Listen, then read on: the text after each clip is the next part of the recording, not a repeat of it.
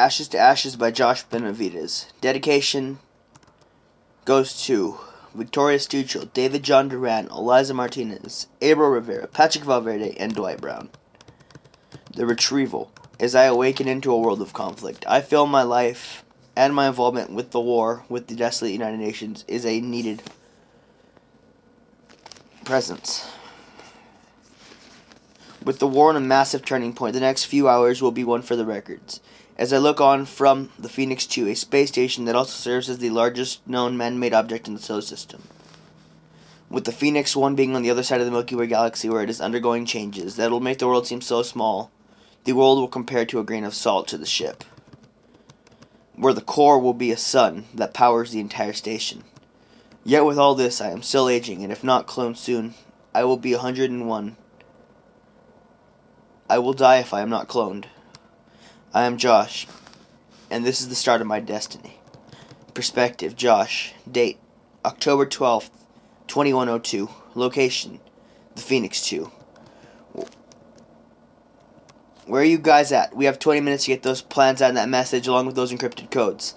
We have to teleport Josh back to the ultimatum. You need to storm that building and maybe even put a few stocks into the market. Park says to ground team. Alpha 2, as soon as you enter the building, all of New York City will light up. Operation Black Tuesday is a go.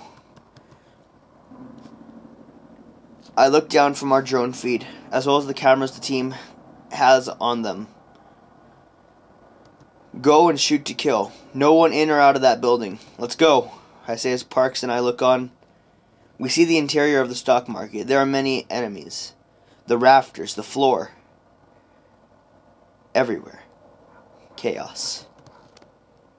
They aren't giving in, but we're not going down without a fight. Someone take that sniper down. Brooks, get down, Alfreda says as they go through the additional 22 soldiers that are blocking their path to the back of the massive building. 20 minutes pass as I then watch the team strip the data from the servo and come out. We've got the plans and the message. We're on our way out, but the city's in chaos. We're pulling out from the city. We have minor casualties. We need extraction on the roof. We'll be able to hold out. Just hurry. Alpha Leader explains as I look to Jackson and Brooks as they decide for the extraction. All forces, this is Overlord. Evacuate the city of New York. You must return to the Phoenix. I command to the 3.5 million soldiers that are actively stationed on the planet. Many of the 1.5 billion that live on the Phoenix on civilian members can still be used as soldiers if it ever comes to that. The attack.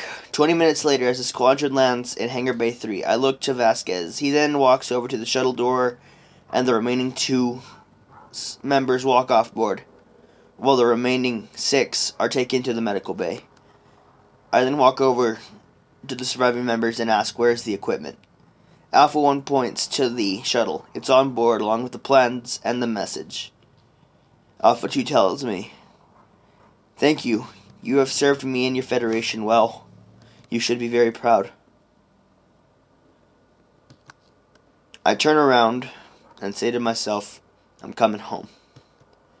I then proceed to the mess hall and get a meal pouch, where I go to my small room and add water to the meal, put it in the microwave, and cook my dinner.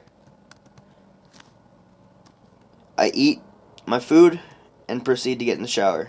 After I get out, I get dressed for bed and go to sleep. One day later, current time, 0400. I wake up, brush my teeth, put on my pants and shirt, as well as pack my duffel bag. I then start for the lab.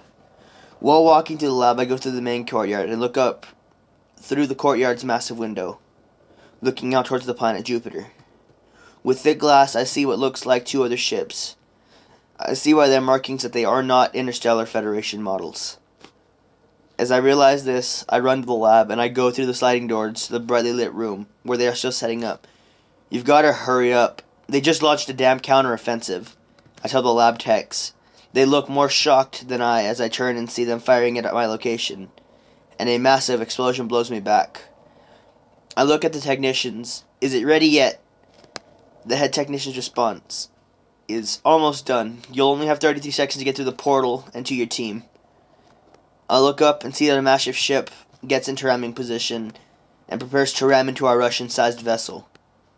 Shit, you might want to hurry up, I say as I look through the glass window and the ship as it starts to charge up its boosters. I look frantically, not trying to rush or anything, but hurry up now, I tell the tactician as he looks up at me. It's ready, he says. I look up to the ship that is only about 300 yards away. I look at him right as the ship plows through the hull. I jump through the portal and I look back and see the tactician floating lifelessly in the vacuum of space. I turn around and see a familiar face as I continue through the teleporter. I then see Patrick, my third in command, and Dylan, my fourth. Come on, Josh. Some friends are waiting for us on Axelis Major. That is the end of part 1. There will be another reading on Thursday. Swipe up if you had any comments, questions about what's going on. I will be happy to break them down for you. Everyone have a great night. Thank you.